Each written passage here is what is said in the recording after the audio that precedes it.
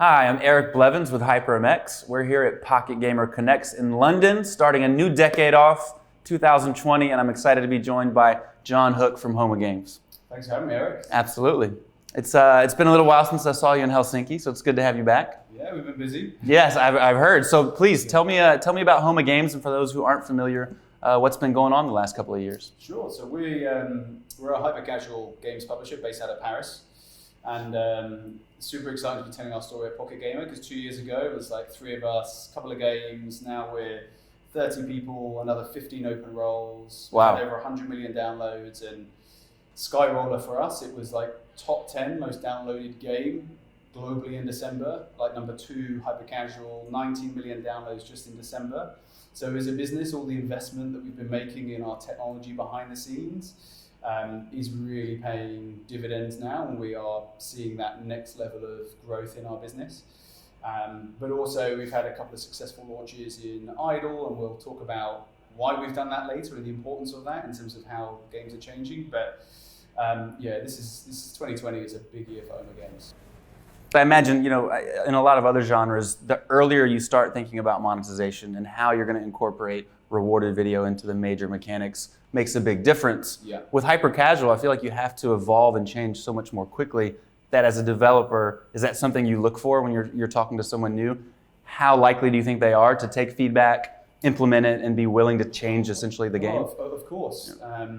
I was with a great hyper-casual developer on Friday, actually, who really, I wish I could have filmed him, summarised the response to your question perfectly, but basically said, a lot of developers we're working with now are incredibly experienced in RPG and casual and had great hits and want to try hyper-casual, and they're really exciting to us because they're gamer, the experience in their team is incredible, but when you build hyper-casual, you have to leave that at the door, right? It's all about the data. So when I hear things like, our game is the best game, visually it looks great, that makes me nervous, because in hyper-casual, unless the data tells me that it's a great game, or we can iterate really quickly, like that Tiny Cards example, right, on to the next one. So I think if you have that mindset in hyper-casual where it is a volume game, you just need to be building lots of prototypes, testing, iterating, kill it or move on, iterate, maybe kill it again, then you're really making really hard work for yourself, but also the publisher.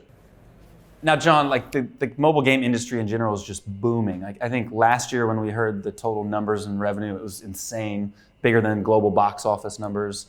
It's even bigger this year. I think that's exciting because it's going to bring more people in. More people are interested in getting into the gaming industry.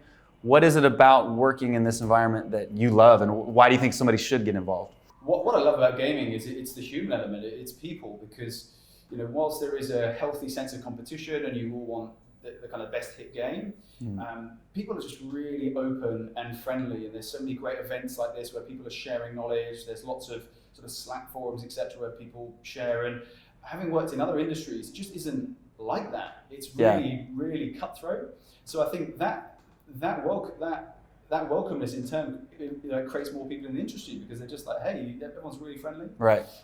So there's definitely the people element. I think certainly in hyper-casual, the thing I love as an entrepreneur is just the speed of change. It's just amazing. It's crazy, You just can't assume anything. You're always learning. When I look at our team, we've just got such a diverse range of nationalities, cultural backgrounds, which is super important when you think about building creative, what we build for TikTok versus Snap versus ad networks.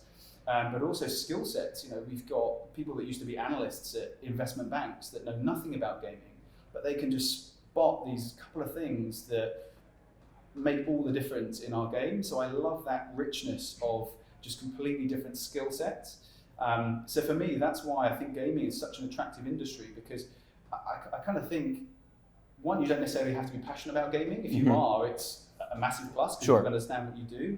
But there's almost like a role for everyone, whether it's kind of coding, analysis, business development, creativity. It's just really, really exciting. And then I think at a human level, the reason it's booming is I kind of feel that gaming is recession-proof, right? Because if times are tough, you might cut back on various extravagant purchases, but gaming is mass market entertainment. It makes you feel good. Yeah.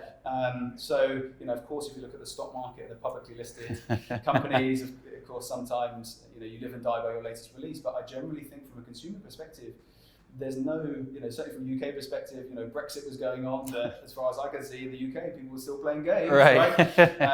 So yeah, I just love how fast-paced, exciting, and just rich gaming is from a personal perspective. Well, Homa's been doing amazing. I look forward to another great year for you guys. Yeah, and thanks, excited Eric. to see what you have coming down the pipeline. Yeah, cheers, Eric. John, thanks, man. Thanks Always a very much. pleasure.